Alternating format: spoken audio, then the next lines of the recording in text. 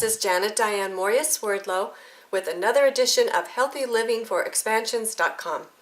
Today I am going to show you a variation of a sauce that we had while we were in Eastern Europe called Ivar.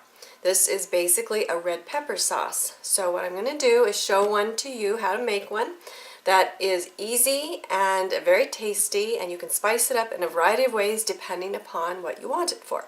So I want to show you what I've been doing this morning. I started with 4 onions, sliced them up, and then I browned them. I let them turn golden actually, because that's what makes the sugar, the sweetness of the onions come out. So I have 4 onions in here that I have been pan frying all morning long as I've been doing other things in the kitchen.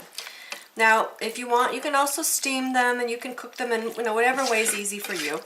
The other day I made some sauce and I threw them in the crock pot so they could cook there, and then took them out and made sauce with them later on. So whatever's easy for you. So 4 onions. Here I have some gorgeous, gorgeous red peppers, and I'm going to show you how to prepare them for roasting. So the first thing you do, of course, is you just core out the stem and what's inside, which I've shown you here. You cut it in half, and once you have it cut in half, you simply turn it over and you press it like this with the flat of your hand so that it is open. And you put it over here on your prepared cookie sheet, which of course I always line everything with foil because it makes it much easier later on. Now it's a good idea to get the seeds and the pith out, because that is what will make your pepper bitter. So that's why we take out the seeds and the insides. So all we do then is, after we smash them all out, is lay them on a cookie sheet. I'm going to turn the oven on broil and broil them for about 10 minutes, and then we'll take them out and I will show you the next step. Here we go. I'm going to set the timer for 10 minutes.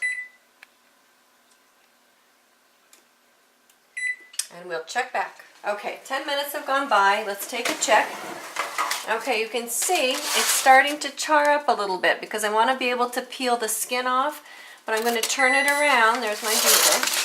I'm going to put it back in, and this time for about 8 minutes. And we'll check it. We'll come back and check it and see what it looks like. Alright, the timer just went off. I'm going to pull these out because they should be done by now. Oh yes. Okay, you can see how nice and charred they are. So this will make it very easy to pull the skin off, but they're hot. So we're going to let it sit here for a few minutes and cool off. Then we'll come back and we'll show you how easy it is to peel the backs off, and then we'll go to the next step. Okay, now you can see the peppers have cooled, and it makes it really easy now to go in and peel the skins off, and that's what we're going to do so that we have some really nice peppers. So we're just going to peel all that charred skin off. Now if you want to freeze any at this point, this would be the point that you would do it.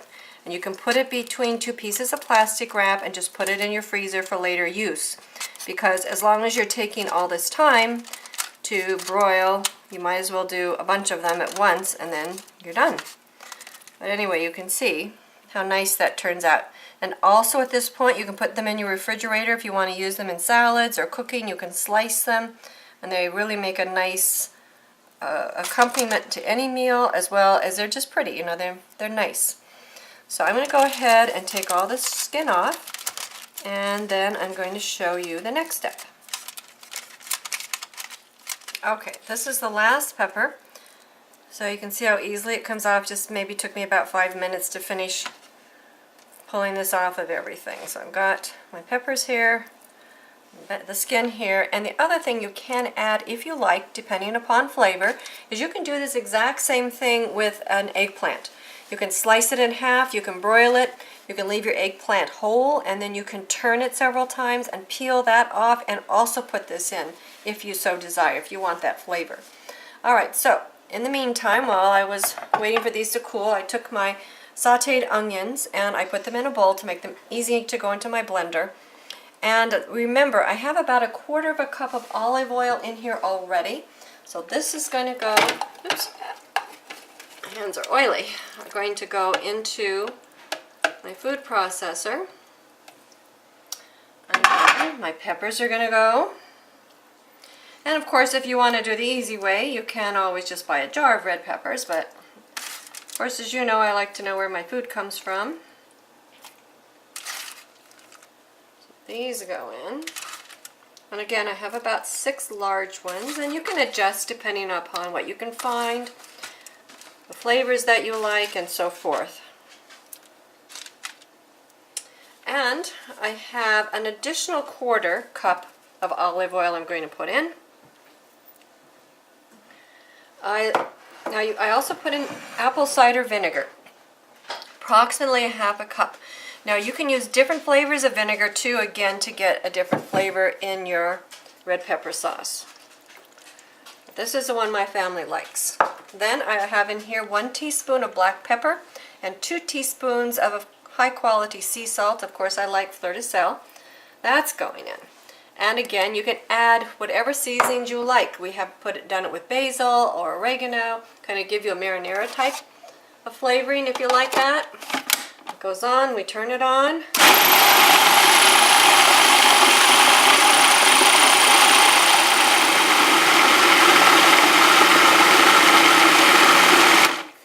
Okay, let's see what it looks like. Oh, it looks beautiful. I'm going to run it for maybe just a couple more minutes, but you can see what a nice thick sauce it is. It's great if you eat pasta or rice, it'd be good on that. It's delicious on meat, which is the way we eat it, as well as on vegetables, potatoes, even as a salad dressing. It's delicious, but I'm going to puree it just a couple more minutes more.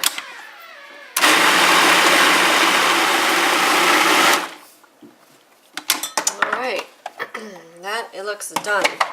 I love this sauce. It's just amazing. It gives a different flavor to everything. Just put it into a container, put it in the refrigerator, and we're good to go. So, I hope you've enjoyed another way to make your life fun and fruitful and filled with delightful things to eat that are good for you, nutritious for you, make you feel full and satisfied and whole. That's what's most important.